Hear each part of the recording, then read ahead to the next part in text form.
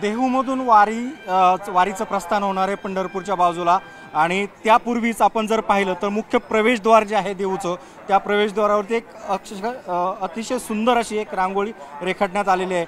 खरं तर या रांगोळीतून एक वेगळा संदेश सुद्धा देण्यात आलेला आहे। ही कन्या थेट शिवजन्मभूमीतली आहे। संत तुकाराम महाराजांचे जे गुरु आहे चैतन्य महाराज त्यांच्या परिसरातली आहे आणि रांगोळी काढते ती थेट संत तुकाराम महाराजांचं जे देहूचं स्थान आहे याच परिसरामध्ये। आपण तिच्याशी बोलणार आहोत। ताई मला सांग तू कुठली आहेस आणि कोणती रांगोळी नेमकी काढली? नमस्कार, माझं नाव हर्षाली अमोल काळे उर्फ पूजा आर्ट्सचे मी ओनर आहे आणि मी शिवजन्मभूमी ओतूर या ठिकाणावरून आहे आणि या गोष्टीचा मला खूप अभिमान आहे कारण संत तुकाराम महाराज यांचे गुरु ज्यांनी त्यांना रामकृष्ण हरी हा मंत्र दिला त्या भूमीतून मी आलेली आहे आणि मला ही पहिल्यांदा संधी मिळाली त्याबद्दल मी खरं तर देहू देवस्थान ट्रस्टचे मनापासून आभार मानते। कितव्यांदा तू सहभागी होते? रांगोळीची कला किती दिवसापासून तुला अवगत आहे? रांगोळीची कला सर मला म्हणजे तशी अवगत नाही, काही कुठले क्लास वगैरे नाही केले। माझे वडील पेंटर होते तर त्यांच्यापासून जन्मजात मला मिळालेली ही कला आहे। त्याच्यामुळं मला आवड आहे पहिल्यापासून रांगोळी चित्रकला वगैरे करायची, त्यामुळं हे माझं मी 3 ते 4 वर्षापासून रांगोळीचं काम करते। किती किलो रांगोळ्या आता तू वापरणार आहे आणि कुठपर्यंत आणि तुझे सब्जेक्ट काय साधारण विषय काय काय असणार आहे?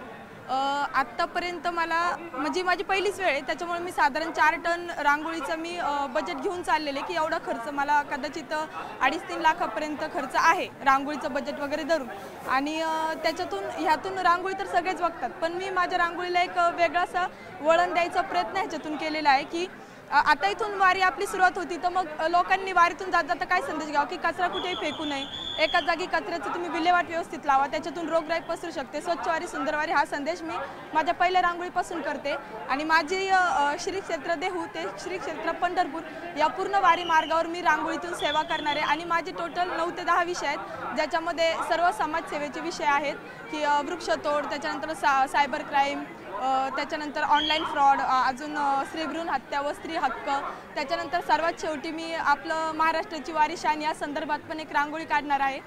असे माझे एक विषय ठरलेले आहेत रांगोळीचे। गाजत असलेले सगळे विषय आहेत यातून तू संदेश देणार आहे। याला जो खर्च येणार आहे तो कशा पद्धतीने तो कलेक्ट केलेला आहे? याच्यातून खर्च म्हणांतर माझे जुन्नरकर मंडळी यांची मी खरंच खूप मनापासून आभारी, आमचे धोलवडकर आणि त्याचबरोबर बॉर्डरलेस पॅन्थर्स हा जो ग्रुप आहे या ग्रुपने मला विशेष सहकार्य केलेलं आहे, आर्थिक मदत आणि त्याचबरोबर आमचे स्तंभलेखक आहे संजय नाना नलावडे यांनी मला खूप मानसिक सपोर्ट केला की तू करू शकशील आणि तू कर, आम्ही सगळे धोलवडकर तुझ्या पाठीशी आहोत। आमचे सरपंच साहेब सुद्धा आणि समस्त धोलवडकर मंडळी त्याचबरोबर माझी फॅमिली यांनी सगळ्यांनी पण मला खूप मदत केली। एकूण तुम्ही किती जण आहात आणि शेवटपर्यंत किती रांगोळ्या काढणार आहात?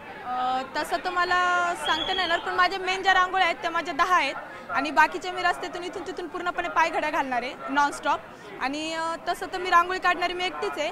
माझ्याबरोबर माझे दाजी आहेत आणि एक माझा मावस भाऊ आहे की जे मला ह्याच्यात मदत करणार आहे आणि माझी आत्या आहे जी माझ्या बाळाला सांभाळणार आहे। नक्कीच, म्हणजे तू तुझं बाळ सुद्धा वारीमध्ये आणलेलं आहे? बाळ सुद्धा आहे आणि आम्हाला लहानपणापासून वारसा आहे वारीचा। माझे आजोबा वारीत कायम जायचे, त्यांच्यानंतर मी पहिल्यांदाच वारीत आले।